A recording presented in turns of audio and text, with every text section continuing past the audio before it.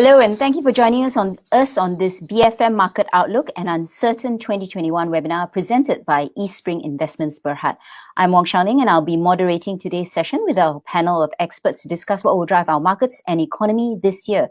So today we have Doreen Choo, Head of Investments at Eastspring Investment Berhad, and Alexander Chia, Head of Regional Equity Research at RHB Investment Bank. Now, before we get started, please remember that you can post your questions for both Doreen and Alex. We might not get to them. We will certainly try. So let's start. Remember, like I say, you can post your questions, but I want to kickstart the discussion with MCO 2.0, which has been extended till 4th of February.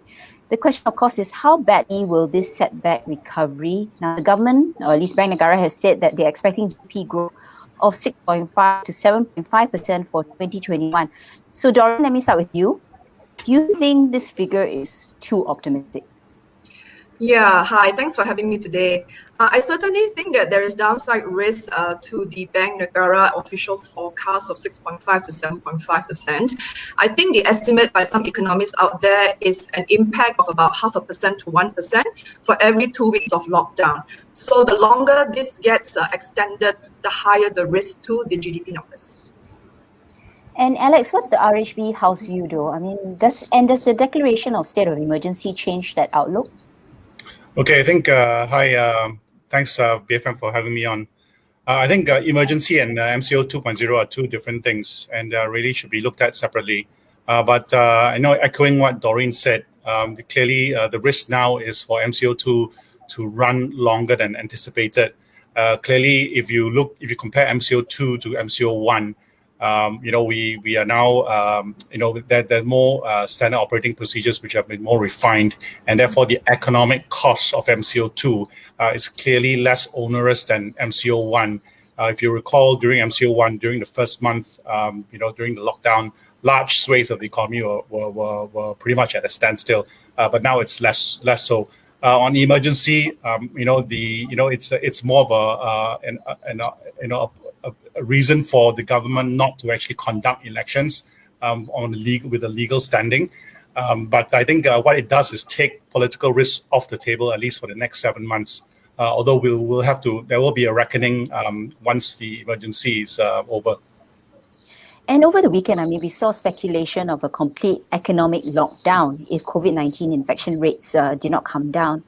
Doreen, do you think this has been priced into the markets? Because if we just look at a very short-term basis, right, the KLCI has shed close to 1.6% based on that news. Is it going to be bad for markets? Definitely, it will be negative, very negative for the markets if, it is a very strict lockdown. So I think the government has actually learned its lesson from the earlier lockdown, in a sense that, the GDP actually fell very, very sharply in the second quarter of last year due to the strict lockdown. So I think, taking a lead from that, the government is probably a bit more hesitant to actually impose a strict lockdown. Yes, we heard rumors, but I think the latest news flow coming out of there is that this MCO will probably not be extended beyond the 4th of February. And what about you, Alex? So far, do you think this is just going to be a short-term sentiment thing in terms of the impact to the market? Because you could see it was a sudden risk off for the moment. Clearly, MCO 2.0 is the government trying to juggle lives versus livelihoods, right? So right now, I think what the government doesn't want to do is to overdo it and cause the economy to go into a worse tailspin than it already is. And of course, at some point, they will need to go back to the electorate. So they do not want to be accused of dropping the ball and being overly harsh when it comes to having an overly onerous impact on the economy.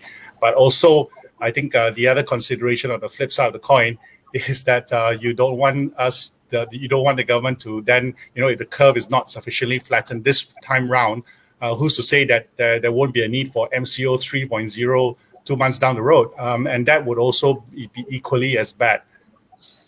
Yeah, but if we look at, I want to bring this discussion a little bit broader. So we look at the KLCI, right, and compare that with regional markets. I think we have clearly underperformed in the first, for the first month of the year. So unlike the beginning, or at least unlike 2020, where we were the outperformer, this time round, We are down, 2.43% as I speak. And when you compare that to some other markets like Korea, it's up 7%, Thailand is up 4%, Hang Seng is up 8%. Is this going to be the trend for the rest of the year where you see outflow out of Asia and then inflow into other markets? Doreen, what do you think? Yeah, I think Malaysia did extremely well last year compared to our ASEAN peers. I think we were up 2+% versus the other markets in ASEAN, which were all down. And this year in January, basically, Malaysia appears to be the laggard, giving negative returns, whilst all the other peers are actually giving positive returns. I think part of this is also due to the cyclical rotation, into value. And we do see a continuation of this, and tech seems to be still going strong for now, right? Although the valuations do seem a bit stretched at this point. And Alex, this is a question for you. I mean, are you a little bit worried about the level of foreign outflow? Last year, it was close to 25 billion ringgit. And even until 22nd of January, I think the figure is close to something like 300 million ringgit, with foreign shareholding, close to all-time low. I think the all-time low was 20.3. I mean, how do we reverse this trend? I think there are no easy answers to this because I think foreign shareholding, yes, they are at historical lows, but what's going to make foreigners come back, right? I mean, we were a relative outperformer in the ASEAN equity space last year. So, if they come back, excuse me, the chances are that they will focus on more laggard markets. Also, there's this ESG issues on a lot of large cap sectors, utilities, plantation, gloves, they're all beset with ESG problems. So, and of course, excuse me, on corporate earnings, Malaysia is not the gold standard in terms of corporate earnings delivery, right? So, and of course, the political risk is still an underlying one that is still unresolved. Yeah, so correct me if I'm wrong, right, Alex? The analysts have gotten corporate earnings wrong probably since 2016. I don't think anybody's gotten it right, unfortunately, for in Malaysia. The last 5 years, we had one good year of positive growth, which was in 2017. The other 4 years have all shown negative returns. So big question, what do you expect for 2021? Is it going to be a better year for KLCI? It's still early days, only, not even close to Chinese New Year yet, another 2 weeks to go. So what are your expectations for the FBM KLCI this year? Doreen, let's start with you. I mean, do you think it's going to be a better year 2020? Well, we do expect an incrementally better year this year compared to last year because, the world is pulling itself out of a COVID hit year in 2020, right? So, but of course, we are emerging very slowly from a very bad year. So, we are still caught in this fight against the virus. On the one hand, the cases are increasing. On the other hand, the vaccination plans are actually being rolled out at an accelerated pace. So we're caught in between, right? So, but eventually we think that, the vaccination rollout plan will basically take place, and perhaps, will probably hit herd immunity by end of the year or maybe middle of next year, So eventually we think that it's going to be better. But I think in the short term, there are a lot of speed bumps along the way, depending on vaccine news flow, depending on, a lot of things about, I think it also comes down to whether we are willing to take the jab or not, So that still remains to be answered. Yeah, I think, of course, the big question is whether we achieve that so-called immunity and how soon can we get to economic levels pre-pandemic. But Alex, I'm going to put you on the spot. What is your FBM KLCI target for the year end? Have you had to revise it because of the MCO 2.0? Okay, right now, I do echo Doreen's overall general sentiments on the outlook.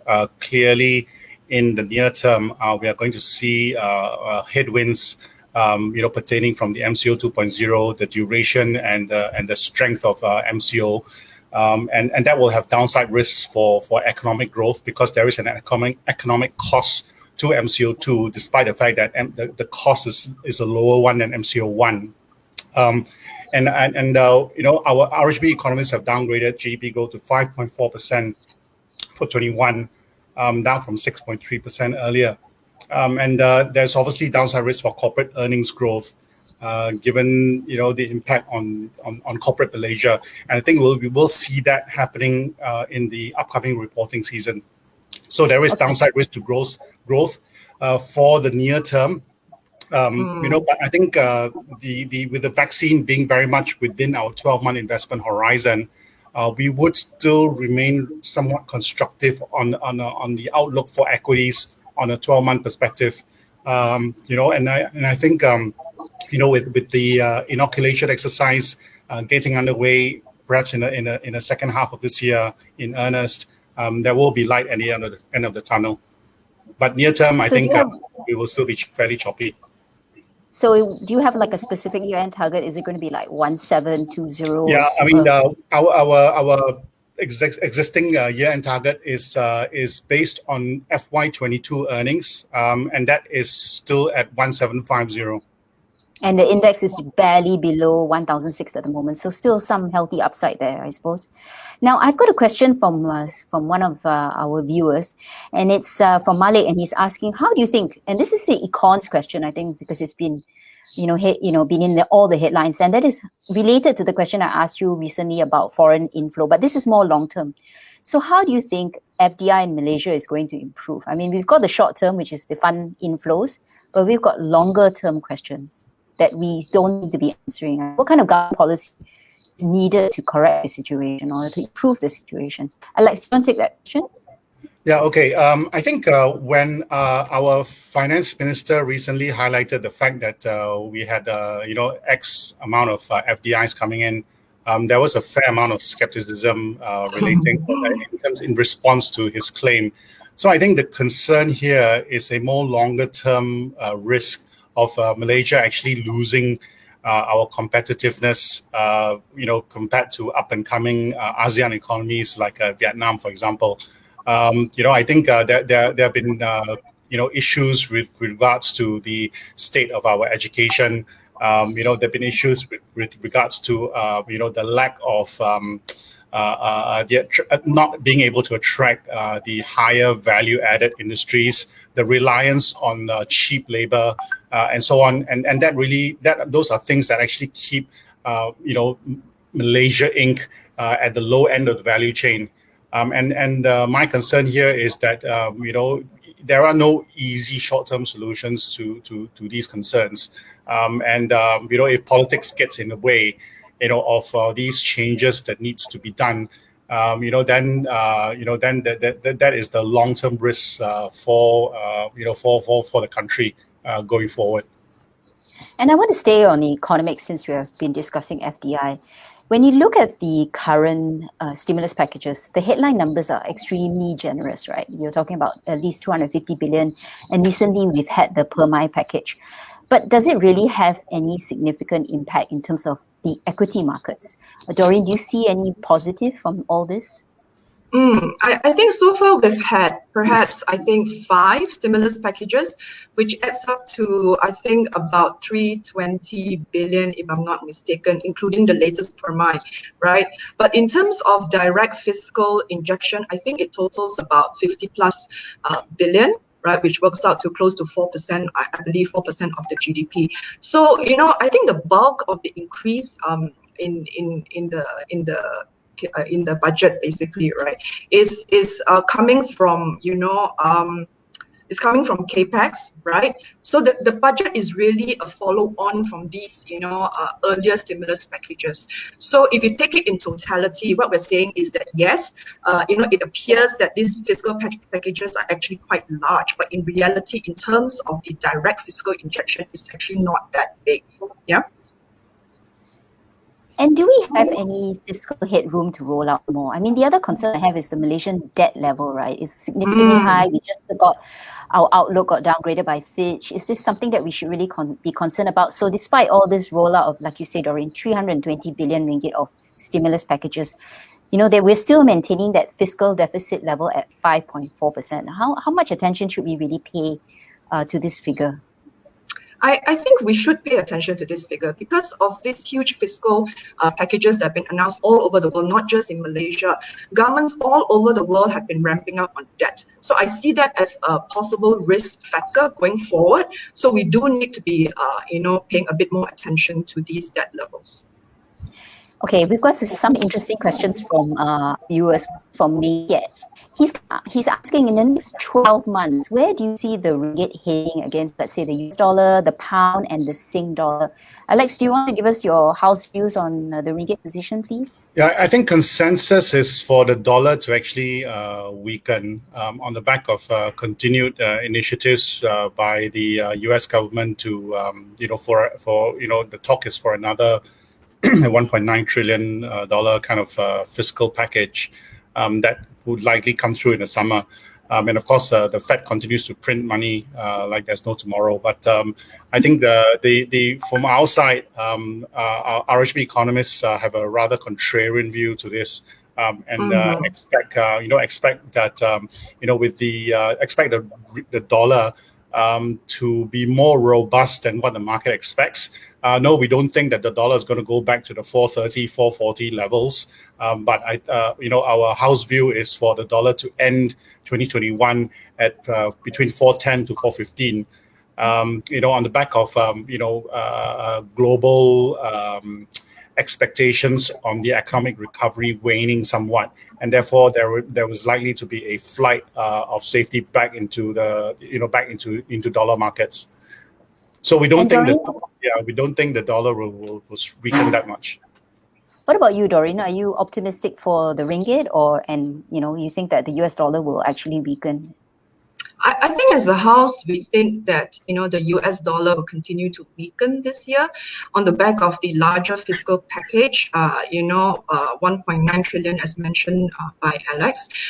And also because, generally the US dollar is a safe haven kind of currency. So we are looking more at a risk on kind of scenario this year. So therefore, we believe that the US dollar will probably continue its weakening stance.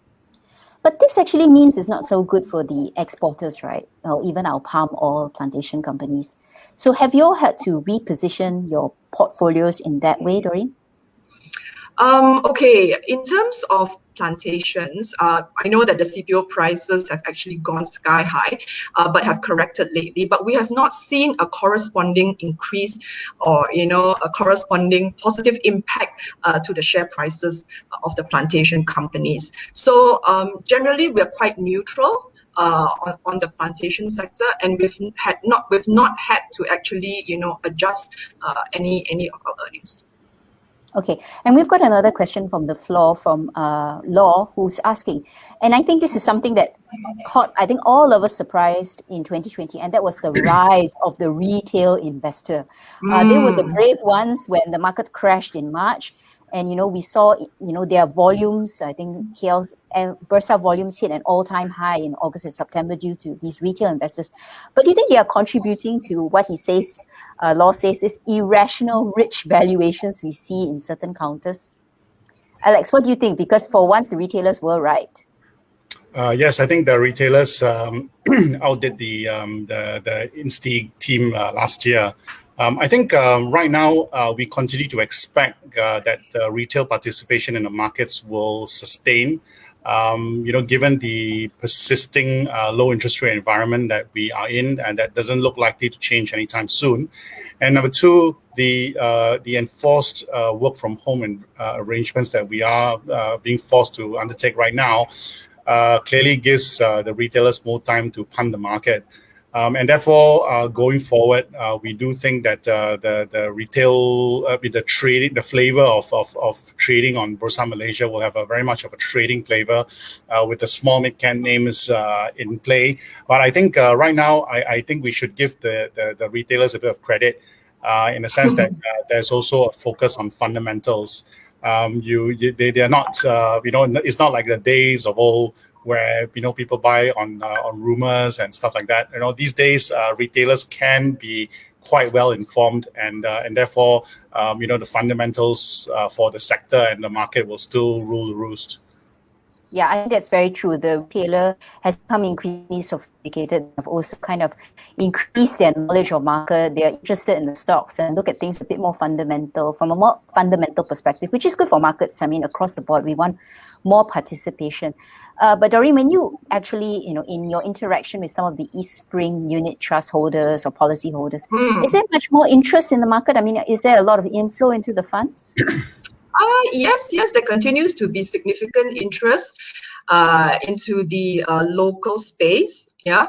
And in fact, also some interest into the Asia Pac universe, right? So I think the retail participation is probably here to stay, as long as there is liquidity in the market, as long as, interest rates stay lower for longer, for instance, they do need to work their money harder. So in seeing this kind of participation from the retailers, I think it's quite encouraging in a sense, right? So it keeps the market vibrant, but of course, we do need to be aware of the potential overshoots in the market, whether on the upside or on the downside, coming from this particular element. Okay, and for those who just joined us, I'm Wong Ning, and the moderator of this BFM Market Outlook and Uncertain 2021 webinar presented by Eastspring Investments Berhad. We're looking at what will drive markets and economy this year, and to help us is our panel of experts, Doreen Choo, Head of Investments at Eastspring Investment Berhad, and Alexander Chia, Head of Regional Equity Research at RHB Investment Bank. In the meantime, please keep those questions coming for Doreen and Alex. So let's follow up with another question, right? And I think we need to move into what's going to make money. And we've had some questions on that. So the big thing is, how should we position our portfolios for this year? I mean, Doreen, what is the right balance here? Because I think the reality is that we all acknowledge it's going to be a volatile year. There's no certainty when it comes to vaccines or how the timeline in terms of how soon we can achieve that herd immunity. But it's the best strategy to take here, Doreen. Okay, so for us, in terms of positioning, we prefer equities over fixed income at this point, right? Because we technically, the interest rate is probably near its trough. Probably there'll be another cut this year, depending on how the economy emerges out of this gloom and doom, basically. So so our preference is for equities over fixed income. And generally, because of the expected improvement in corporate earnings, although that may be pared down a little bit now, with the reimposition of MCO, but nevertheless, we do see an incremental increase in terms of growth as well as corporate earnings on a year-on-year basis. Okay, and what about you, Alex? What is your advice to the investor out there? Okay, we have in fact been advocating that investors keep a what we call a balanced portfolio that comprises largely of three buckets, right? One would be a trading bucket where you would allocate to taking advantage of stocks with momentum. The trading names, given the more trading flavor in the market, in the small and mid cap stocks that we just talked about. Secondly, because of the near-term headwinds that we're likely to see, we believe that for tactical reasons, we need to maintain a defensive portfolio. This is a portfolio that allows you to sleep at night and that to allow you to ride through this volatility in the market because the markets have a habit of surprising us whenever we least expect it. Of course, going forward, I do believe that the recovery scenario is still one that is very real. The light at the end of the tunnel is actually the vaccine, right? It's not an oncoming train coming to crush you, right? And and on the back of that, we believe that any significant pullback in during this transitional period that Doreen mentioned, between us having to manage the pandemic, before the vaccine becomes available, continues, will be, this will be a time where we will need to take advantage of any corrections to reposition ourselves for the recovery that is coming. So any kind of downgrades in economic growth and in corporate earnings growth that we're going to be seeing over the next weeks and months is really, the way I look at it is a postponement of the growth. It's not an elimination of the growth, and therefore growth will come. It's a matter of time. So buy on dips, is that what you're advising? Yes, I would look at corrections as buying opportunities. But of course, you need to be measured. Yeah, okay. We've got a question from Andrew, and I'm going to rephrase it because he's asking about healthcare and insurance, and he's asking about the private healthcare providing treatment. But I want to take it a little bit wider and look at healthcare and especially gloves, okay? Because gloves was the winner of 2020. Do you think that it's going to remain a winner in 2021? I mean, we just look at Harta Lega's results that just came out, 2 days ago? And you're talking about a company that can make 1 billion in a quarter, a 700% increase in profit. It's an amazing number. But their prices of all the big four, so Kosa, Top Glove, Supermax, and Harta Lega, have been very volatile. So do you think it's still the sector to be in, Doreen? Okay, so gloves and tech were actually the key outperformers for last year. And, gloves have actually become a bigger component of our local index, right? After the gloves rallied very hard last year, they actually corrected by about maybe 40-50% thereabouts from their highs. Currently, in terms of fundamentals, they do appear to be trading at very reasonable valuations, I should say. It's about single digit, looking at the earnings, right? So if you drill down a bit further, you look at the selling prices, the average selling prices, they do seem to be, I'm sure it's on the downtrend, right? But they do seem to be, basically higher than pre-COVID times, right? And in terms of the, orders, the backlog, it is still going quite strong, right? So fundamentally, we think that gloves basically, is still a play, right? But the cheap, the easy money is probably been made already last year. And I should add that, people buy gloves for different reasons, for fundamentals, for momentum and sentiment maybe, and some people will basically drop the glove counters, right, because of ESG considerations. So we do note that some glove names have actually been in the news flow, in the headlines, right, for the wrong reasons, right? Whether true or not, there are some alleged comments, basically, So so there are various reasons to actually be in the sector or be out of the sector. But generally, fundamentally, we do believe that it is okay to actually hold on to this sector. And Alex, what's your house view? Is RHB still calling a buy in the sector? And what's the top picks in that space? Okay, right now we think that we are overweight on the glove sector. Personally, I think the gloves are now more of a trading kind of play.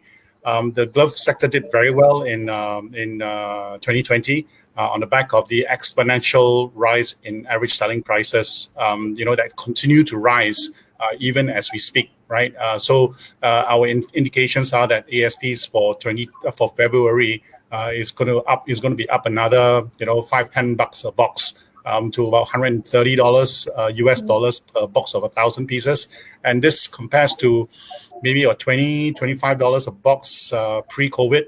And really, if you look at what has happened, the correction in the glove space this year was largely due to the resumption of short selling, and that really meant that investors took advantage to just short the sectors that did the best in 2020, and I think the glove sector was one of them. But if you look at the fundamentals, ASPs continue to be high. The concern here is that ASPs are going to collapse post-pandemic. Right, that's number one. Number two is that the demand is going to fall off a cliff post-pandemic. And number three, they're expecting that, the new entrants in the market are going to flood the market with gloves, and therefore ASPs are going to collapse even more. So I think post-pandemic, we don't expect glove demand to fall off, number one. I mean, if you look back at H1N1, after H1N1, glove demand continued to rise, right? And of course, you've got countries like China and India where the usage of gloves per capita population are way lower than the developed markets like Western Europe and the US. And of course, the other thing about ASPs is that we are now in the middle of a nitrile butadiene rubber shortage. All right, which is the raw material for the usage for the manufacture of nitrile gloves, and because of the nitrile butadiene rubber shortage, the raw material price have gone up, and therefore that has been a reason and an excuse for the glove makers to pass on that higher cost in terms of higher ASPs, and therefore ASPs will stay higher for longer, and the shortage will also prevent new entrants from coming into the market. But if you look at the way the street has priced in the ASP assumptions, it's way below the actual spot prices, because everybody thinks that by the end of this year, maybe the ASPs are going to collapse. But the reality is that in terms of investor psychology, sector has done well. Nobody wants to be left holding the baby when the music stops. Right, and therefore, better strategy is to take some chips off the table, take some money off the table, take some profit, and right now, the glove stocks are trading at, some of them are trading at single-digit PEs, mid-single-digit PEs, and because of the low ASP assumptions that the street has been implying, the upcoming results, it's just going to continue surprising on the upside, and it's going to beat expectations. Alex, what is your top pick? What stock? We like Hartalega, we like Supermax. Of course, the big guy in the sector has some negative news flow. Let's call him out. It's Top Glove, right? That's the big guy in the sector. Yeah. Yes, Top Glove. But Hartalega has managed this better. I think they've implemented a more stringent policy for testing their staff, where on a proactive basis, and therefore they're trying to nip the problem in the bud. Yeah. Okay, we've got the money question from Berhad here. He's asking us, which particular sector do you think will outperform in 2021? So let's start with you, Doreen. What sectors are of interest to you? Well, we still like gloves, for instance, right, because of the fundamental reasons that I mentioned earlier on. And in terms of banks, we upgraded the sector in the fourth quarter of last year in line with the cyclical rotation. So we could be facing some pressure in the short term for the banking space, but I think longer term, as we look at a rebound, generally, banks tend to do better in any rebound.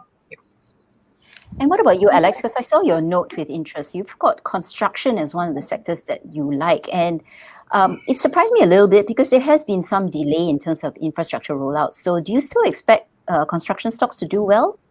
Yeah, we upgraded the construction sector sometime in early fourth quarter last year. On the back of the anticipated emphasis by the government, where if they wanted to dig the economy out of this hole, then what better way to do it than by doing some pump priming works on a sector that has high multiplier effect, and the construction sector would actually fit the bill. And at that time, of course, the talks on HSR, KL Singapore was actually ongoing, but of course we've had some headwinds relating to the HSR, which has obviously been canned. And of course, the political situation right now is in a bit of a flux. And therefore, the ability of the government to actually, announce projects, big infrastructure projects, is a bit of a question mark. But so, there are some headwinds pertaining to that. But I think there are other projects that are already ongoing. You can see that, work packages relating to ECRL have been, are being awarded. There was some over the last couple of days. And we believe that the HSR, it may switch back to a KLJB HSR instead of a KL Singapore one. Whether or not that actually makes market sense or not, or not, that is another question for another day. But I do think that yes, we agree that there have been some headwinds, but I think there will be more clarity that will be forthcoming on the sector when the 12 Malaysia Plan document comes out over the next couple of months. You're right. I mean, in terms of whether the HSR, if it stops in Johor, makes any sense. It deserves its own webinar. But if you were to, name the construction companies that you think would be the main beneficiaries of all this infrastructure rollout, Alex, what would the names be? I mean, it's the usual suspects, right? I mean, Gamuda, Sunway Construction, MRCB, yeah, those and for the smaller guys, we like Gabungan, AQRS, and we think that names like Kerjaya, Prospect also have a strong record. Yeah. And Alex, related to what Doreen said, she likes the banking space. I mean, this rotation into cyclicals. I think you share the same view, right? So what specifically do you like in the banking space? Okay, right now, I think if you're talking about a recovery scenario, and we're talking about the overall, broader economy to, get better sometime in the foreseeable future, then clearly, the banks being the largest cyclical sector out there have to do better. But of course, in the near term, we are looking for one interest rate cut in the March MPC meeting, and a second cut in the second quarter. So clearly, there's going to be some near-term headwinds to, with NIMs being compressed a little bit. And of course, the risk here is of an extended MCO2. What is that going to do to credit costs, right? So I think as long as they don't, credit costs or any uptick in credit costs will obviously outweigh any kind of NIM compression that you might see from a 25 bip cut. 125 bip cut typically would impact bank earnings on a net profit level by, say, about 2%. But I think the concern here is an extended MCO. What would that mean for the banking sector? So the near-term risks, but I think if you are looking at a recovery scenario, which we fully expect to play out, at some point in the future, then the banks have to be the sector that you would have to be looking at. And any specific names, Alex? Which are your favorites? We like, I think right now we like Hong Leong Bank. We also think AMMB is doing well. And of course, in the bigger cap space, Maybank is the bellwether. And I think, the high beta name would be CIMB. Okay, and we've got a question from both Yvonne and David. They're related somewhat. It's basically asking about the technology sector. I think if we look at markets globally, the tech sector has done incredibly well, phenomenal. A lot of it due to this work from home, right? But do we have the same kind of companies that offer this kind of attraction in Malaysia? And even then, when we look at some of our semiconductor players, some of the prices have actually gone up quite a bit. So is this a sector that you all are still, think that could outperform in 2021? Doreen, what do you think? Okay, Malaysia is probably at the lower end of the food chain when it comes to tech, right? So tech has actually done extremely well last year. And, even up to, I think, January this year, we did see very strong performance in the tech space. So for now, we are, turning a little bit cautious in terms of the valuation because it seems to be quite pricey. I think some names are trading at, 40 times, 50 times, Yeah, so it does seem that earnings, need to catch up, to actually sustain this kind of valuations. But as a theme, I think this is a very broad and global theme, right? Tech, right? And this theme is only going to gather momentum going forward. Well, who cares about valuation sometimes, right? Look at Tesla. It's 1,000 times PE. Doesn't matter, just barely making money, but it's okay. But Alex, what do you think? I mean, is this the space to be in? Is there any particular stocks that you think will continue to outperform? Okay, I think in terms of investor psychology, what the markets here, the investors here are looking at, hey, look at NASDAQ, right? Is going great guns, breaking new highs. So in terms of what can we buy, right, to take advantage to ride on the NASDAQ, the US tech kind of space, what can we buy, to hop on the bandwagon? And therefore, the names like, some of the names alluded to by Doreen, they've gone to stratospheric kind of valuations. But I think we are right in the sense that we are also somewhat cautious in the sense that we have been neutral weight on the tech sector because the high P valuations, that have gone to like +3, +4 standard deviation over the mean makes us nervous because in my book, it is better to not make money than to lose money. on the Good market. advice. That's never bad advice. It's always Risk good advice. management, right? Yeah, risk So- management. Yeah, so I mean, you want to live to fight another day. So I think there will. So as long as it's the fear of missing out that is actually driving the interest in the tech names. But there are some themes. The semicon space. Is the reality is that some of the car makers, for example, just can't get enough the chips. All right, because when they turned away the orders to the chip makers last year when there was a COVID downturn, then the chip makers then reallocated their production capacity to other industries who were able to take it up, like consumer electronics, for example. And then when the demand came back for cars, then they went back to the chip makers with a cap in hand, and they just told them they're sorry, I mean we've got no more capacity. So there is a shortage in the chip space, and there's also this 5G, technology trend. And if you look at in terms of how many 5G components there are in the new phones, then I think the biggest beneficiary in the local context would be names like Inari, for example.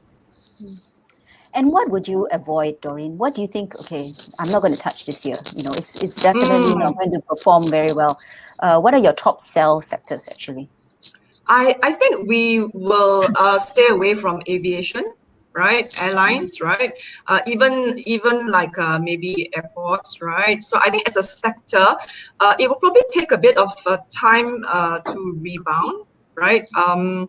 And generally the tourism-related sectors, we think that it's probably going to stay weak a bit longer. What about you, Alex? What are your top sells? Okay, I think you need to have some perspective in terms of when you talk about sectors you like and don't like. Given that we are talking about a near-term headwinds, but longer term, a little bit further out, but still within our investment horizon, we would be still continue to be constructive on the market. So even though I agree with Doreen in that the tourism, travel, hospitality sectors will probably be the last to physically recover. All right, the hotels, the casinos of this world, the airlines of this world, they will be the last to recover. But that won't preclude the markets from actually pricing in the recovery going forward, right? So yes, physical recovery may be some way off, but then again, if you so it really depends on your investment horizon. So if you have if you're willing to take a longer term view, then say a big pullback in the market, and share prices of Genting, for example, or Malaysia airports drop significantly.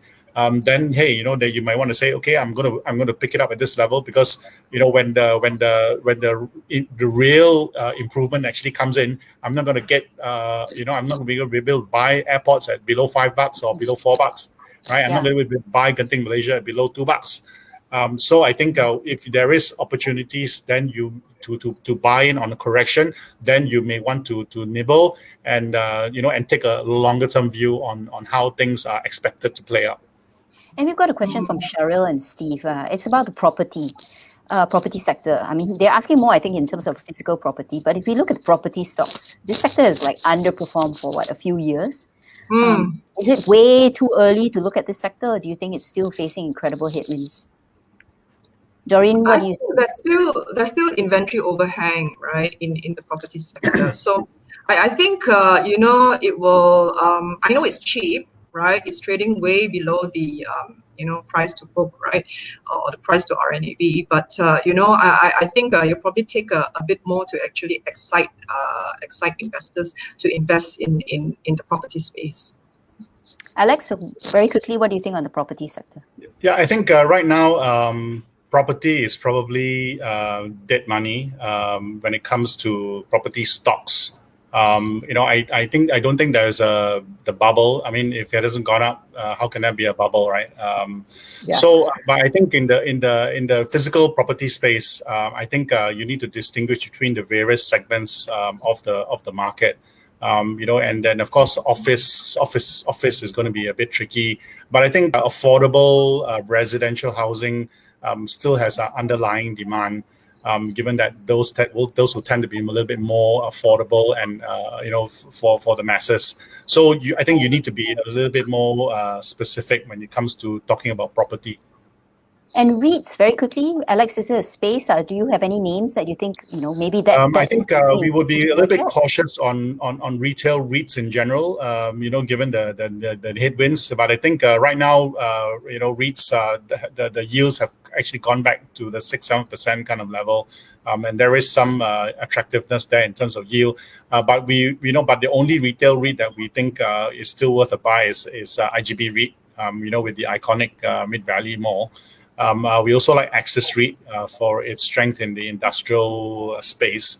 But generally, for the other REITs like Pavilion, we will be somewhat cautious, given that a lot of the footfall actually comes, in those malls, in their assets actually come from the tourists and visitors.